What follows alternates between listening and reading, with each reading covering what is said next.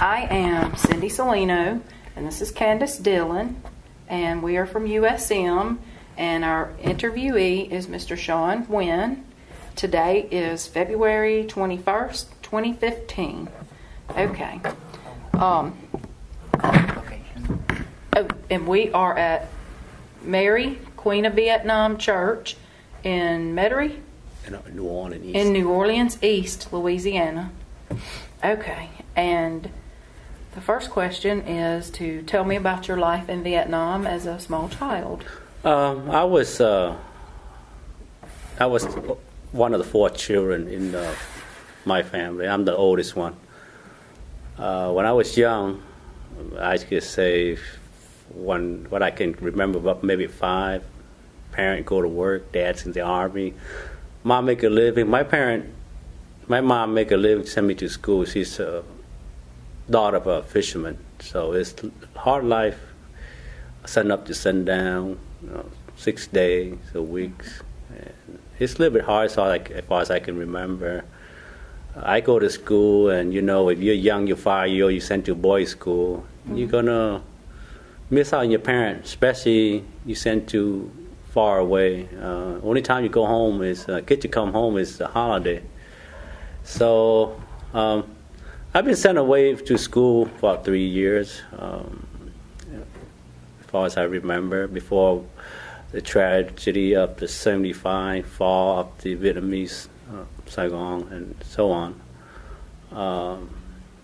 Being young and moving, being a refugee, is like, I can describe just like how Americans go west. It's scary. You don't know what's gonna happen. You don't speak the language barrier. It's very hard. What I know is a few words. Hi. That's because of American soldier nurse who will come to my school when I was young. Will give us a medical checkup, check our health, and give us a shot. Then you learn a few words, hi, hello. But still, the unknown for most people that came in '75 is scary. They don't know nobody, where they look for help.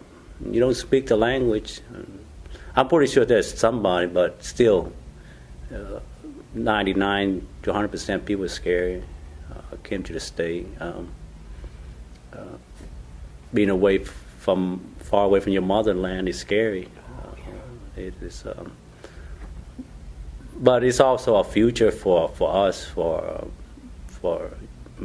my parent, my grandparent, me. I was going to use the word afraid. We're still afraid. I'm still afraid of the unknown at the time.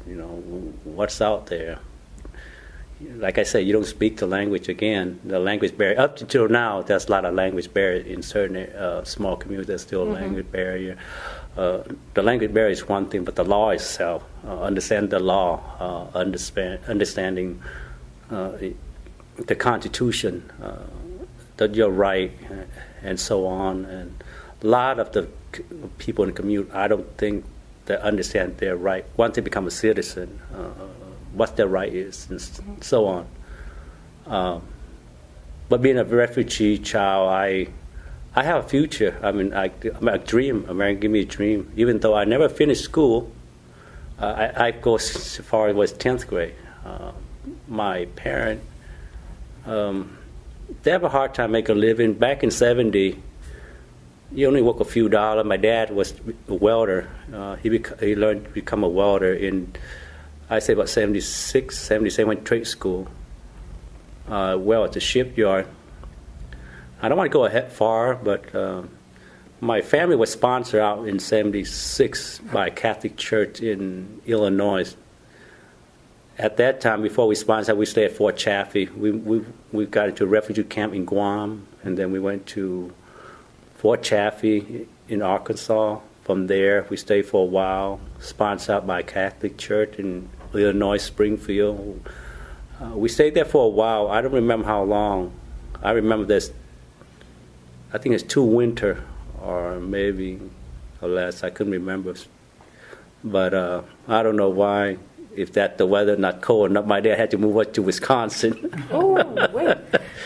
So we moved to Wisconsin, close by my dad's parent, my grandparent, on my dad's side, a small town called O'Connor. I remember the city's close by, a small town close by Great Lake, very nice, quiet community. Just don't blink your eye, you might miss the traffic.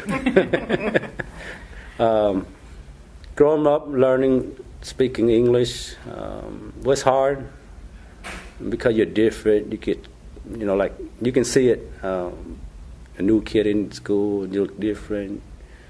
Some will get along, and some will treat you a little bit different. But as for me, it's experience. I didn't have a hard time. I always tried to blend in and talk and learn. I hope I was quiet, not a troublemaker at the time. But as far as I know, I never get in trouble. But if I do, I apologize for that. But we moved, after staying there for a while, we moved out to Green Bay. About maybe a year, 2 years later, we moved down south a little bit to Green Bay. A small the urban outside Green Bay was a town called De Pere. I remember they made about 10, 11,000 people. Good area, very pretty area. My dad still continued to go trade school, welding. He worked for a shipyard in Stirling Bay. He'll come home every week, and while he's gone, my mom would take care of us at the house, and we live in not a house, I take it back, but in an apartment. I don't know, it's a Section 8 apartment or one of them special, but I remember living in an apartment. And I go to school, Catholic school, continue my education, and it was, to me, some people think I'm crazy, but I always suit up and I never miss a day of school. Go to school, snow to your knee, walk a little bit a mile every day. But it doesn't matter. I just like to walk, go to school, play sport, and it's great memory. Meet a lot of friends, good friends from from just being nice, and I talk, and plus the nun always helped me out. The community helped our family house, and everybody. I greatly appreciate and greatly thank all of them that helping us out. When there's quiet time, I think about it. It's some of the old stuff, but it's. But I didn't ever think about home, not until you get a little bit older. When I say home, I mean Vietnam. So we started to pack up, move again in 1980. Well, I take about 79. We went to California to Monterey, seaside area. My dad had a work out there. I didn't know what's going on. We just pack up and move.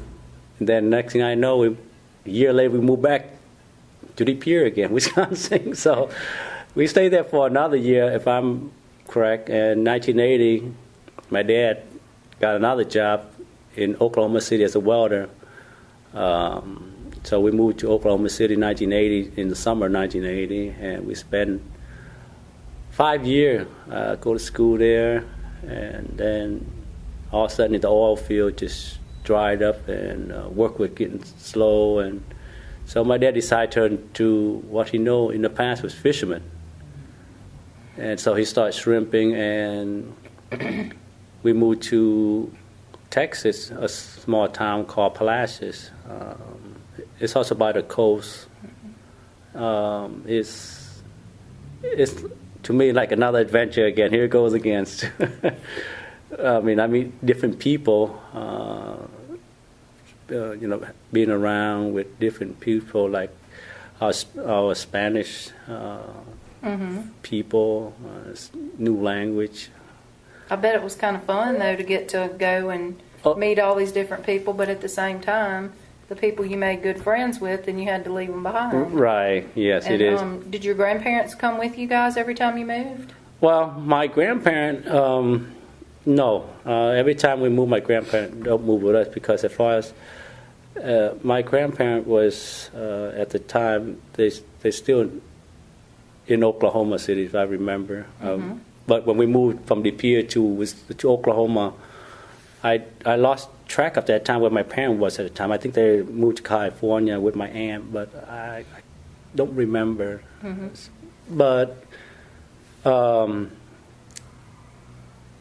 several years later, when I was in Texas, my grandparent did move back to. I'm sorry, my grandparent moved to Lafayette. My grandparent, which is on my mom's side, my grandparent on my dad's side, they always stay in Wisconsin, in Manitowoc. Manitowoc. So that's where my dad's side until.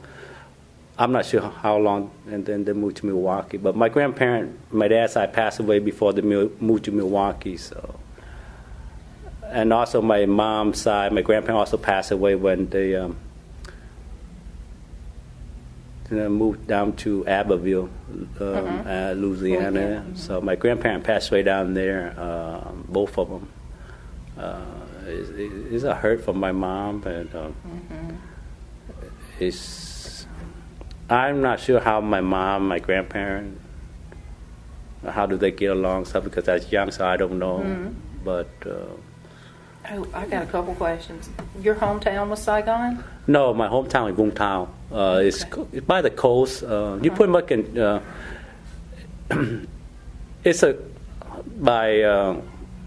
say Vũng Tàu. That's almost like the big city like New Orleans. And outside is suburban. It's called. Cutler. I don't know how to translate that. So it's another small town because Vũng Tàu is a big county. I should say big county or big city. But I was. That's where my parent, as a fisherman, that's where I could raise up. My parents lived there before we moved to America. And when y'all got ready to move out, both sets of grandparents got to come too? No. Both sets of grandparents come in different way. Okay. My dad and my mom's side, they have trade is a fisherman. Same thing with both my side, my grandparent, but one will one have a boat. They own a boat. My mom's side, my grandparent on my mom's side, they own a boat, fishermen and stuff like that. My dad's side, they do fishermen, but they repair net, they fix net. They don't have a boat. So as far as they travel to America, I really don't have an idea how they do it. I'm pushing one of my relatives does to go with my relative. But on my mom's side, my grandparents have a boat, fisherman boat, so we able to pack up and leave early. I remember we leave like a week early out. We would travel down to. I forgot what's another port name. It had been so long, but that's where we always show. I remember that my grandparents always, after a hard day of work, they went to sell their fish and stuff like that. But my grandparents, on my mom's side, that does have a boat that we venture out a week early and. That last day, I remember we in port and we move out. We sail out. I'm not exactly know what time or the hour, but I remember my grandparents just lift anchor and we head out sea. I mean, if I'm not mistaken, with the 29th of April or 27th of April we moved. And I remember the 29th of April that night. If I could, I don't know how to describe it. It's very, very hard because there's a lot of lives lost that night. The reason why so many lives lost that night, if you can imagine, if you're going to want freedom and you had to get on this big supply boat, what nationality those supply boats, I really don't know. You could imagine people hanging off the basket. When I say basket, not really a basket. It's more like a net, cargo net. If you could drop it down to a boat, people would get on. There was no. I'm not sure how you say there was no guiding, no nothing, no law. I mean, you get on, you get on. That's all you can do. You get on, you hang on. When you get on, you hang on for your dear life. I could see at nighttime, boat will ram in, people jump over one boat to another, engine still in forward. People slip, fall, get crushed, dark. People hang on the net. I don't see the people fall, but I could imagine the screaming, and I can vividly remember a father hold a child one hand and hang on outside of that cargo net, all the way get up into the boat. As young, you don't think much about it, but now it's just kind of you think about it, it kind of gives you a little goosebump. But if you can imagine that screaming and engine, boat hitting each other, dark. I say to me, that's one night that anybody there, if it don't haunt them or whatever it is, their memory will always hurt, scare, flashback, how you say it. I understand. I remember I took my brother with me, and I don't know what I was doing. We just from hop boat to boat. I don't think my parents know what I was doing, but somehow we got safe back into my grandparents' boat. We never get on that one boat that night. If we do, if I did with me and my brother, we probably lost track of our parent. We wouldn't know what happened. We never think about the future. All we want is freedom. That's all it feels. So you only had the one brother at that time? I had two, my brother and sister. So there were three kids, right, and your parents and grandparents. Right. Okay. And my uncle's on the boat too, and my but a lot of things happened fast that night. Most people, if you talk to most people there, I believe most of them just remember to hang on dear life and get on the boat and have freedom. Anything else is just like, I don't think they remember anything else besides hang on for your dear life and set foot on that boat was relief. Well, that was the main goal, right? To get out of there. Right, that's the main goal, get out. How many people? I don't know. I really don't know. I see lots of boat, fishing boat, all different type, big, small. I don't know how to describe it any more than just vividly just night, a lot of boats, screaming motor, people scream and stuff like that, lost life. But that's freedom. You cost, life will get cost for freedom. So, but I never get on that boat. Did a lot of your family have to stay behind? No, my family, a lot of them here in the state because of my relative. Most of them are also fishermen. So those who don't have a boat will be on one of them relative boat, and we will head out to sea and look for freedom. Hopefully, get on one of them boat. And there was some of them will be misplaced. They went to another country and stuff like that, but. So did you guys go, once you got on the boat, the big boat and stuff, you came straight to the United States? No. Actually, on the morning, I remember morning about April 30 in the morning. If not the 30, probably the 1st, I couldn't remember. But I remember the morning visit that morning. If the date probably off, but I remember visiting my parents April 30. And we on the boat. We're not actually on a boat. I remember we had to sail out into international water. How far out? I really don't know. I'm young. I don't know. On a fishing boat. On a fishing boat. And how big is the boat? I really don't know either. But for me, it's a big boat. When you smell, everything's big. We sail out, I don't know how many hours, from morning until we first see sight of boat. I don't know how long, but we see American boat. At first, we didn't know. At first, I don't know what's American boat. None of us know it's American supply boat. I don't know if it's, none of us, my grandparents, I'm pretty sure they don't know what's an American supply boat. When we finally, I think they finally realized what's American boat. Well, the supply boat or all the other ship at the time, I don't know what other ship that involved in the rescuing the refugee or the boat people, you could say. I remember the American will tell us to follow them for a while, and then they will, and then we got onto one of this boat. I can't describe what kind of boat it is. It's almost like landing craft. I've tried. Aircraft carrier? No. Before we get onto a big supply boat, it's a big supply boat we got on. But before we get onto the supply boat, we had to get onto this smaller boat.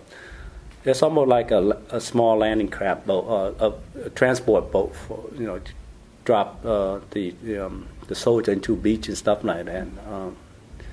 They will circle the big boat for a while. I say maybe an hour or two, maybe. They try to get as many people onto that one particular boat as possible. I remember it was light rain, little rain, typical tropical season rain, light rain, and so we drive around the boat for a while before they get aboard it. My family and my relatives and all the family was the first one to get onto the supply boat. They were low down the net. I couldn't remember. I can't remember. It's not a cargo net this time. It's a big basket. It down, and we got on and we were first family was on the supply boat, and we were all the way down into the bottom of the cargo with the first family down to the cargo hole.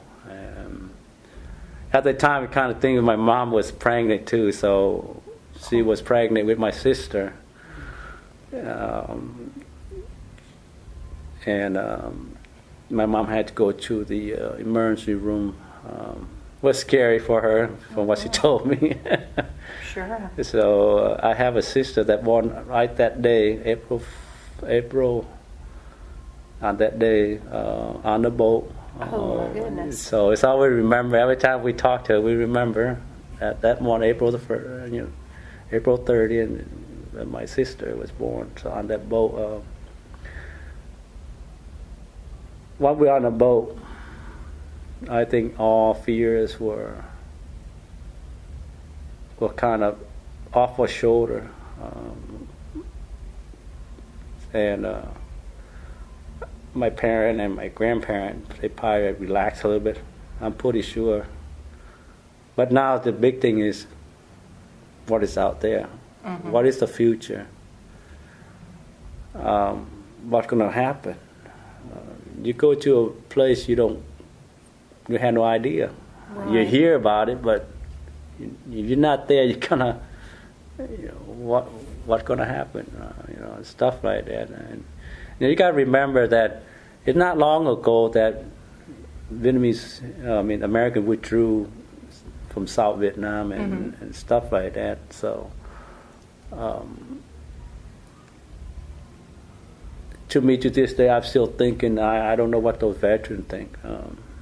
What's the government think? I don't know. I mean, all we had to know right now is this film, movie, document. We don't know. But I always think about it, not every day and stuff. Just on a special day like New Year and April 30s, stuff like that.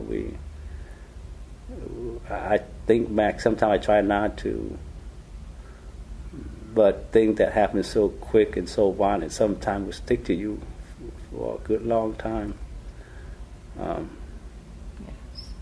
And for a lot of old people to speak up is hard. Sometimes they just don't remember, or they just want to move on. It's hard for them. Mm-hmm.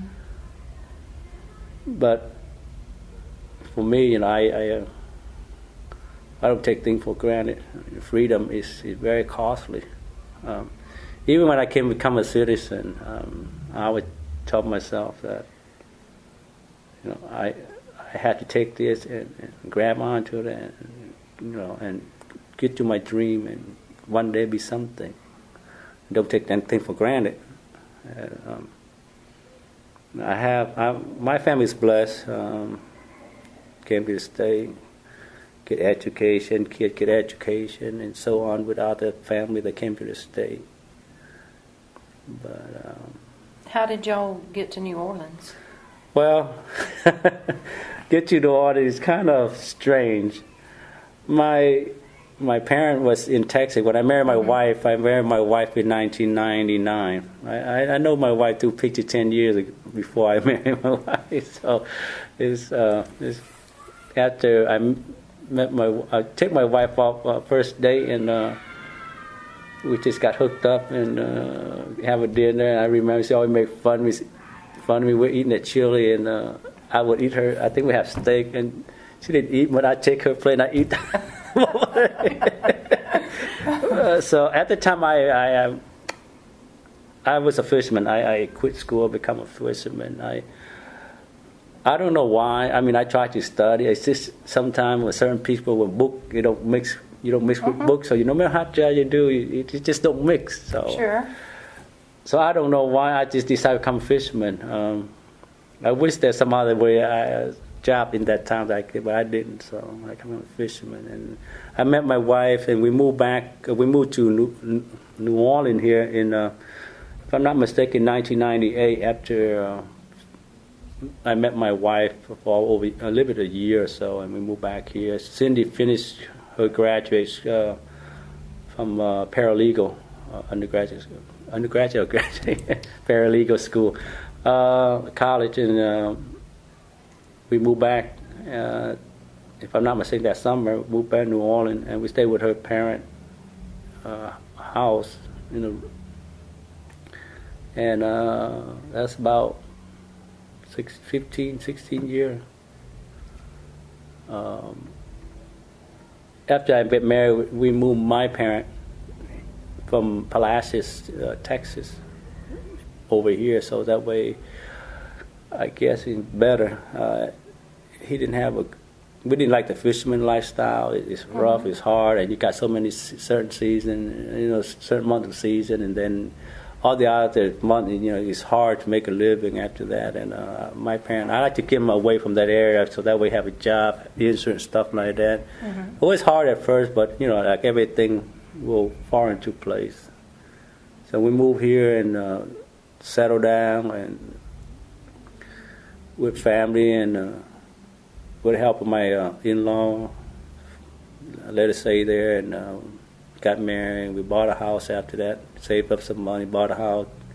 Like I say, in a marriage, you can make it happen if you want it. There's nothing can stop you in America if you want your dream come true. Just have to work hard for it. If you obey the law, and stuff like that, and your dream will always come true, no matter if it's big or small. Freedom costs a lot of life, and dream will cost you a lot of hard time. You have to work for it, and I would tell my kid that y'all lucky. When we grow up, we don't have stuff like that. So you got to appreciate what you have, and do not take things for granted. Treat others like you want them to. You treat yourself. Be kind, and always smile, no matter what the problem is. So, so today this is where I am. I'm 48. I'm a hydraulic, electrical mechanic person. I have a mentor that teach me that, and he just recently passed away. And had a lot of fun time, and there's other mentors that I have on my way here in America that help me work, be a good person. But all of them are a very good person that passed away. And here in New Orleans, I love it. I love everything. People say, you sure what you are you sure about Southern heritage and stuff? I say, School bell. oh, I embrace Southern heritage because there's a lot of things that people don't understand. Heritage will teach you a lot of things.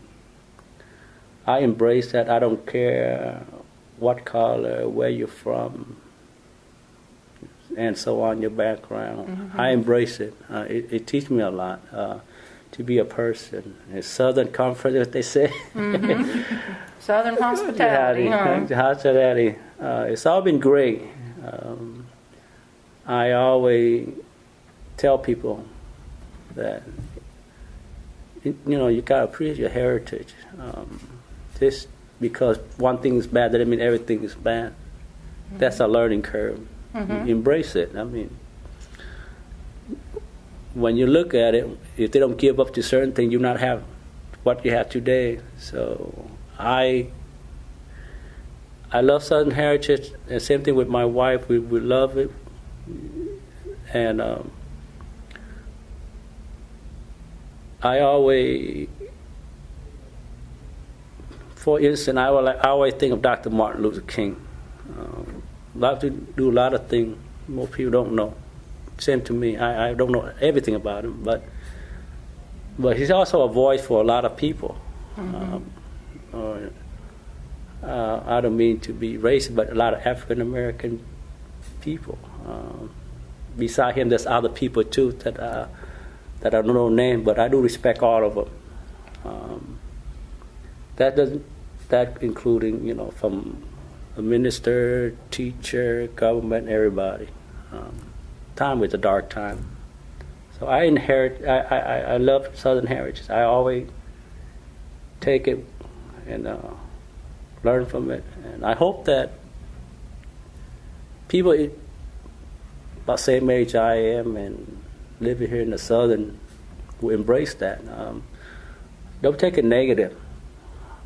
Take it, learn it, and live here in Louisiana. I get to learn Cajun. And I had Cajun friends. Yes. They don't know me at first, but one night I talked to them and said, "Sean, you're crazy." I said, "I'm not crazy. I just love it. I love the way eat, cook, talk." Mm-hmm. Crazy. Well, that's because we have fun. Yeah. The same thing. I work in. Same thing. I work for NASA, not for NASA, but for another company inside NASA mm-hmm. property. I have American friend. They always told me.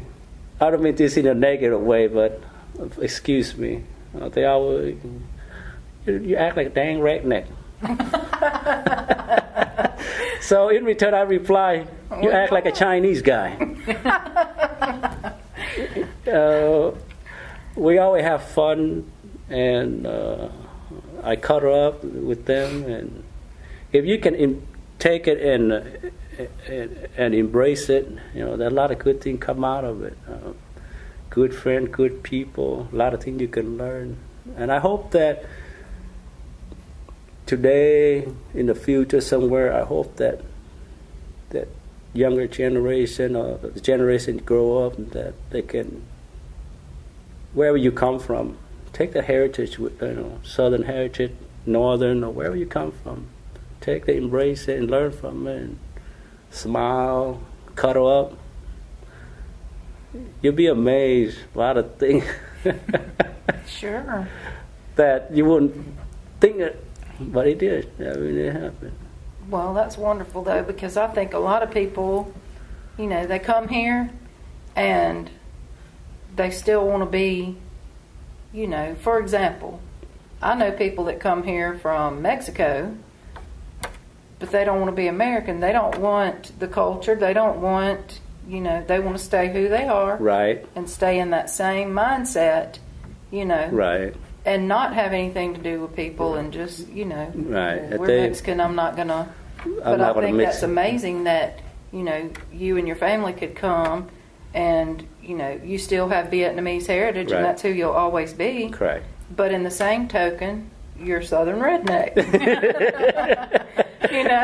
Like you said, you've learned to embrace what's around you and Right. people around you and make a life out of it. And now your children and your grandchildren and great-grandchildren will be Americans Yes, I embrace that. I with hope. Vietnamese heritage. Correct. I wish that also that other community will open up, embrace other community, other heritage. Me too. If they can't do that, trust me that there's a lot of the reason why most of them that could be a problem is the language barrier. Mm-hmm. But there are other people in the community, leader, minister, whoever it is, can open, just like a book. You open the book, you will learn a lot of things. So if the leader in that community will open that book up and let us read, open up the life that everybody could, embrace it. They will learn a lot, and they'll be opened up. It's got to understand also your children grow up in America here. It's different from what back there. There's two different worlds. Mm-hmm. So your children will grow up, and you grow up and you'll be passed away, while your children grow up here learning new stuff. So you got to teach them your heritage, and you also have to teach them to embrace other heritage.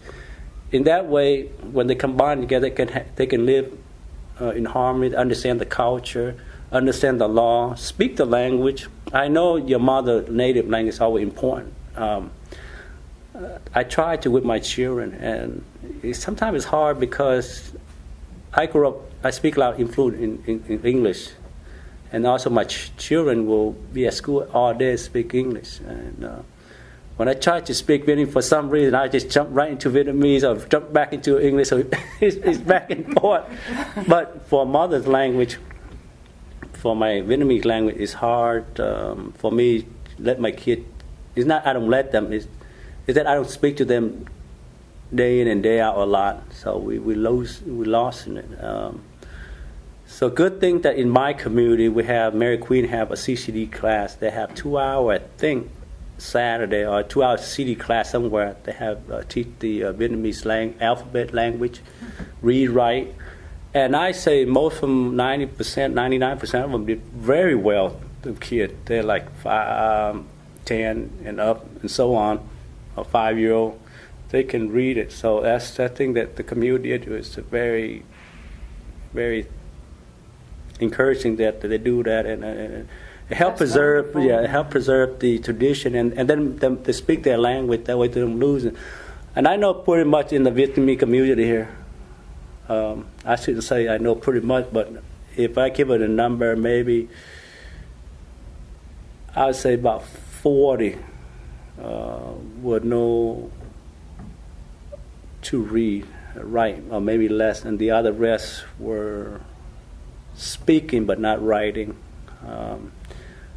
The reason why I'm saying that because on your daily life is that you speak Vietnamese. I'm sorry, you speak a lot of English. You deal with society. You write a lot, so it become a habit, and you tend to forget when you get home. You speak. Yeah. You just automatically speak, and you can't control that. I mean, but I try to speak Vietnamese to my children, and I speak to them, but they cannot speak back to me. But they do understand what I'm trying to say to them. So they will apply in American. Well, that's good enough for me. At least you understand what I'm saying.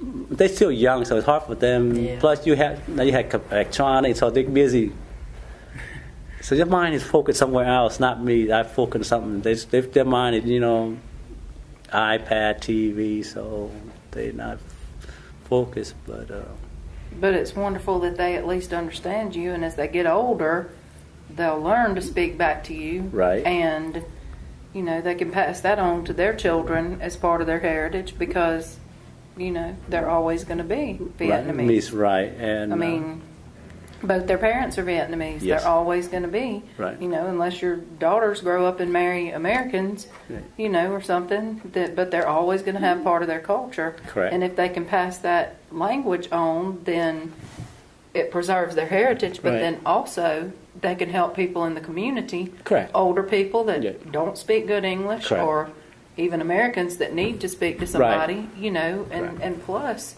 in the job market. Yes. Yes. That's great Right. to be able to speak two languages. Right. And, because there's still people that immigrate here today. Correct. And they still need help. Right. know. Not only that, and maybe in the future, maybe job back in Vietnam need translation, big company, people working in the Exactly. office. So it's all worked That's a out. good opportunity, though, Correct. to pass on. Right. So when you first came back over to New Orleans, when you and Miss Cindy moved here, what was your job then? Well, my job then, I found a job was a very low pay. I work at a shipyard, a painter helper, sun up, sun down. It was brutal. I shouldn't say brutal. I'm sorry. I shouldn't say brutal, but tough, hot.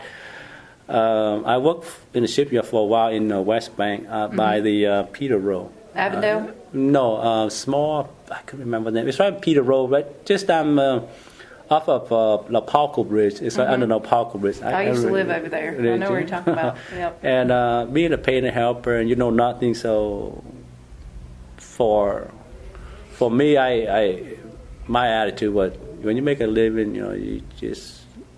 you sacrifice everything. You make a living for a family, no matter how much to pay.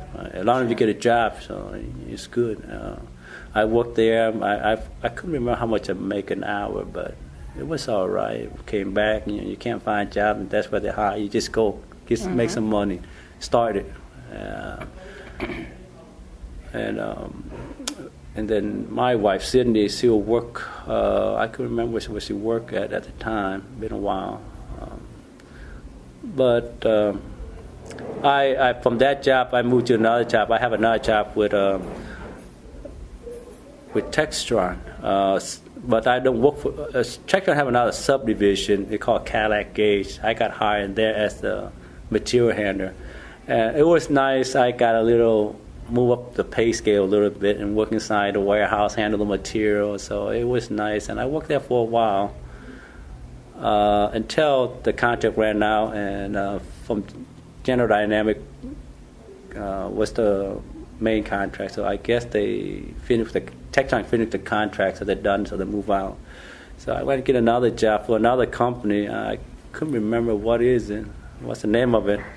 But anyway, from there, that company also sold out too. So the end of that, so all in 1 year, I did 2 places. Oh man! But I couldn't remember what year was it when Six Flag Park was the old Six Flag theme park here started building, and I dropped my application there, so I got hired on, and I couldn't remember in 2000, I think 1999 when they start breaking ground. I worked pouring concrete in that parking lot. I drove a concrete truck out of Slidell, and we had to cross the twin span and go over there and pour concrete in the parking lot. It's hot. It was.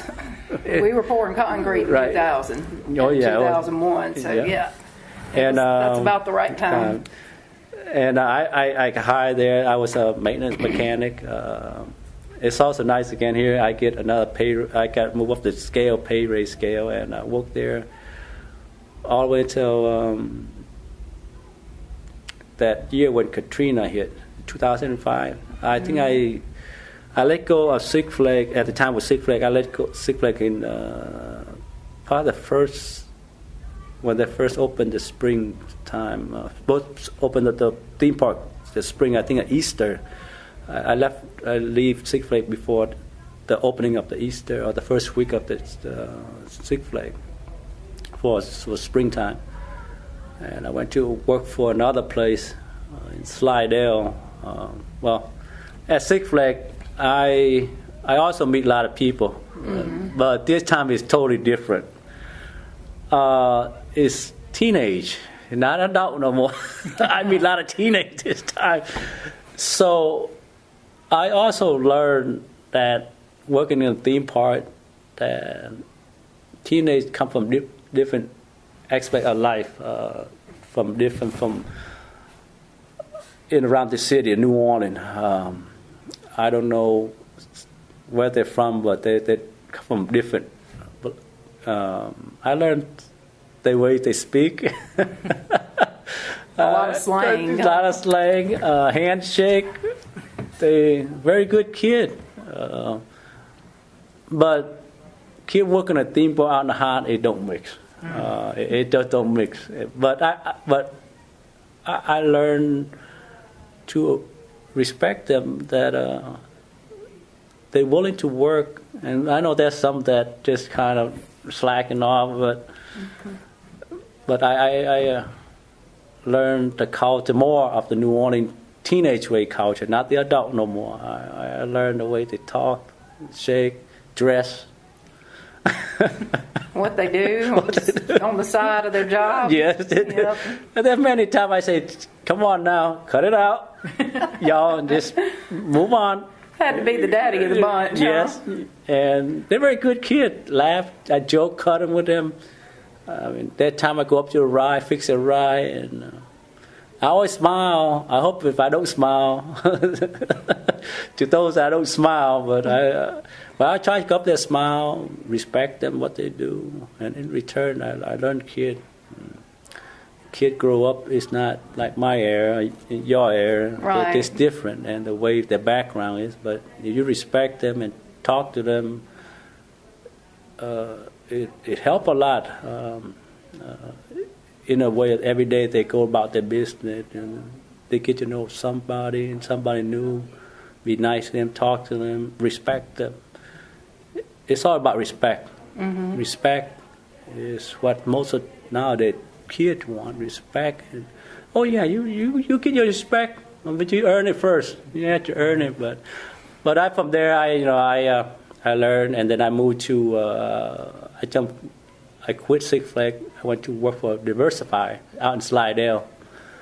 Diversify, that's where I meet my mentor. Well, my mentor, I met him at Six Flags when he come in repair, but I met my mentor there. He teach me hydraulic, more hydraulic. I know some basic, but he's more a teacher, teach me more about it. And I work for Diversify, so we work contract for ExxonMobil and Shell, man, going there repair stuff. And from there, that's how I am, become an hydraulic, mechanical, electrical person.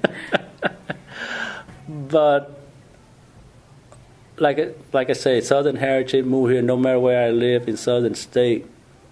I'm not sure consider what is a Southern state.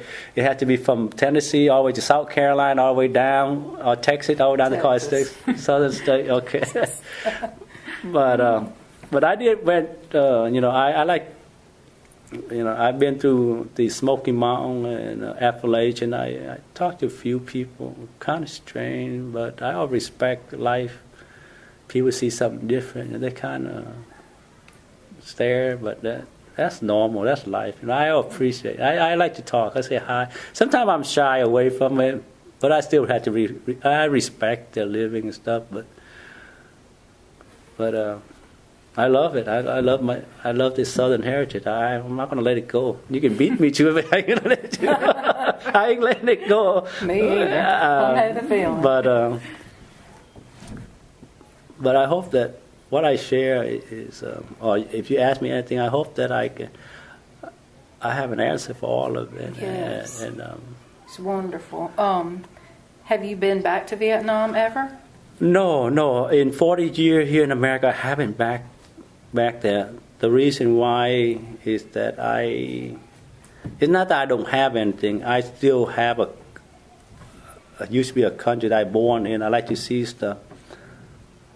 But I live here in America for so long, and I have I have relatives, but I don't know them, and I haven't been back there. And I have no excuse except if I do have an excuse, just see it before. Like anybody said, you see it before you pass away, what the country looks like. Bucket list. The bucket list, there you go. I have a chance with company from different companies, but that chance would never came because things just fall out, and didn't happen. So. But no, I haven't been back to Vietnam. I would love to. One day, like, put on my bucket list. Well, yeah, and it'd be great, if later on when your triplets get bigger, right. You could take the whole family. Correct. Right. And all go at one time and teach them and show them. Right. And you would learn yourself because I'm sure things are a lot different. From what I understand, yes. When my hometown it's been growing. Street used to be just a street. Now it's just an alley. People move in from different place, move in and build home. So a street now to an alley and. Alley house now, it's just like you described me in Mexico, that cardboard cover, tin shack. That's all. It's a lot of how you say it, property. Poverty, right? Poverty. So people have a hard time with the government the way it is, huh? There is, but it's the economic that they don't have a big economic where they can support themselves. The government play a role, yes, but economic, and if you don't have a family in America or somewhere in the world that can send you some money, so it's going to be hard unless you have some kind of saving somewhere that you open a business that support your day and that. Then it's going to be very hard. So it's. So basically, people would make their living from service, like laundries and restaurants and stores and things like that, and fishing. From what I'm getting, yes. If you have family, if you don't have a family, then whatever your heritage, you got fishing or store, or you do laundry or tailor. You own a store, something small business, you will survive. If you don't, it's going to be hard to look for a job. Like I said, economic wise, it's not that good. And those who have a good job or have a good way of making a living, there's something behind that. I'm saying behind that because you had to know somebody. Everybody knows. You tell me, if people tell me third world is you don't have a lot of under the table, they don't have you wrong. When you work and you're in the third world, you're looking for a job. That's always has something behind that job, something you have to give, you pay. Well, I'm going to be honest. You have a good job because you pay somebody, you know somebody. Which is part of life. That's how they live. So. Well, that goes on here too, I'm sure. Right, but probably not as much. But right, but you have to know somebody a lot of times. You're right. Yeah. You know somebody a lot of time. But then again, here in America, you know somebody a lot of time. But then in the paperwork, it's pretty much heavy paperwork when you get to everything, legal document and stuff like that. There, bad third world. I hate to say it, but that's how they live, and I respect that. I don't hate them. That's the only way they make a living, and I respect them day in day out, and it's just for me to think about it. It's hard for them. I can see how they had to make a living and stuff and support the family, and here we have everything, and from medical, food, clothes, school.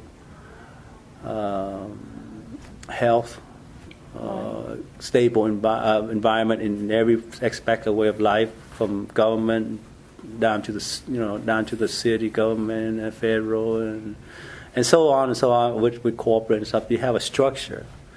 Sometime in third world, most of the time I say you don't have that structure, and if they tell me I'm wrong, then will prove me. So everybody just kind of looks out for themselves and. Right.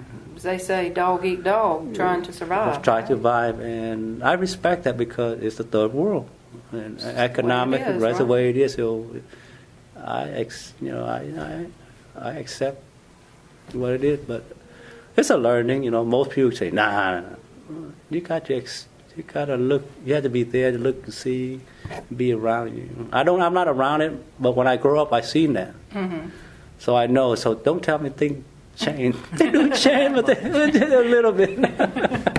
What year did you become a citizen? I become a citizen. I'll be honest with you, I don't remember. It's in the 80, in the 90, 81. I take it back. I think it's in the 90. I say about 95, and I could be wrong, but I know it's in the 90 somewhere. I become a citizen. At the time, I was still fisherman. I become a citizen, and Was it hard? No, I remember they asked me a lot of questions. I forgot how many questions. I pretty much all the whole thing. They asked me, government, president. They give me a template to I'm not a survey. I'm sorry, a book, so that I can go and study and know about the government. And I know a little bit when I was in high school, when I was in school. So. Your Congress, your senator, and stuff like that, and what they all do, and so on. I learned that, and take the test. Sweat, yeah. Nervous, yes. You don't know what they're gonna throw at you, and you're in a room by yourself with a person sitting in front of you. You don't know what we're gonna ask. But I remember they asked, I done it, and they say, "Oh, you've passed." I say, "Okay." Yes, so I'm become a citizen in the late 90.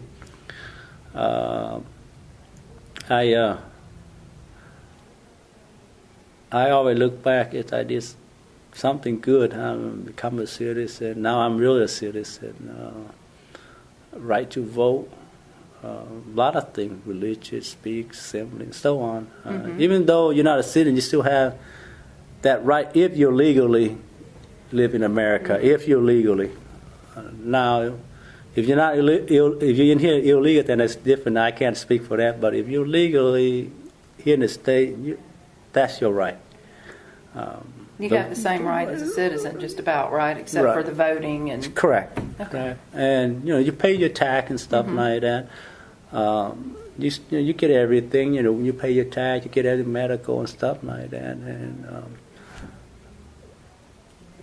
that's part of a country that being stable. You have government tax. I just tax for us is like, everybody. I know everybody getting mad when we talk about tax.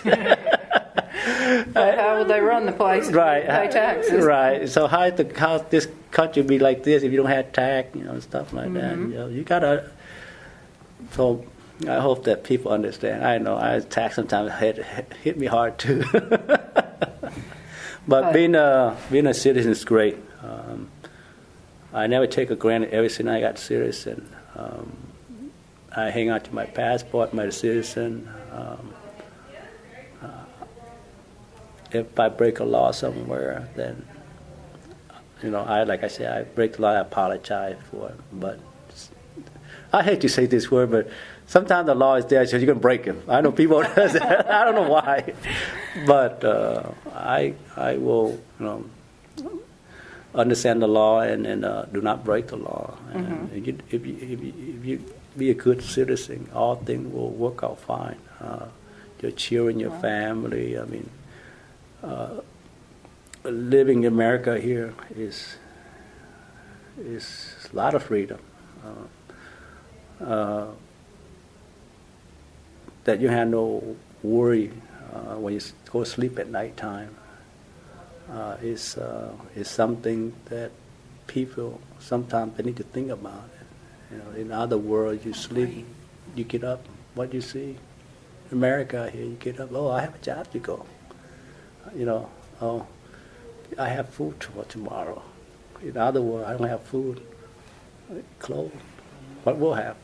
So, in America, you have a lot. Stability is a big thing. Right. It's what everybody needs, right? Right.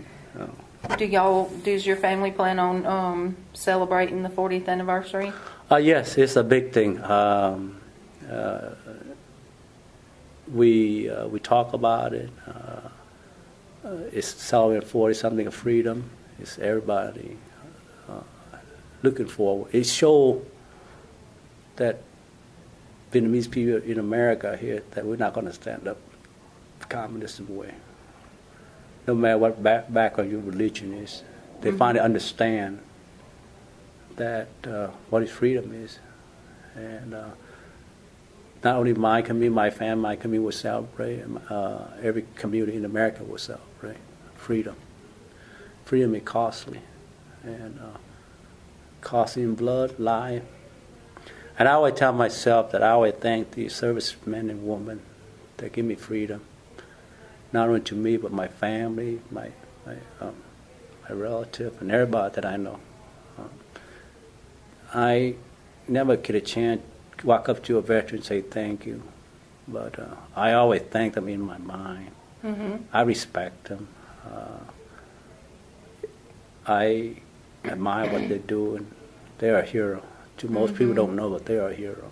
And even those that don't serve in Vietnam era, I still respect all the veteran service people. Sure. And I'm grateful for all those Vietnamese young person join the Army, the Air Force,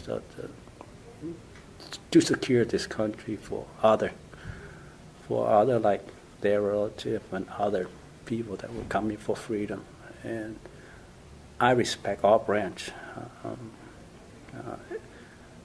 When I stand up to the flag, I respect that flag. That flag.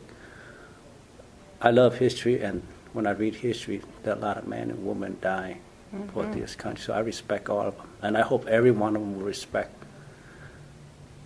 And when they go to school to read a history, that they understand and keep in mind that who had given life, not only back in the colonial day, but also to the present day, and all the way down. And no matter where you come from, this is a melting pot. Yes. And you have to pay great respect for those persons.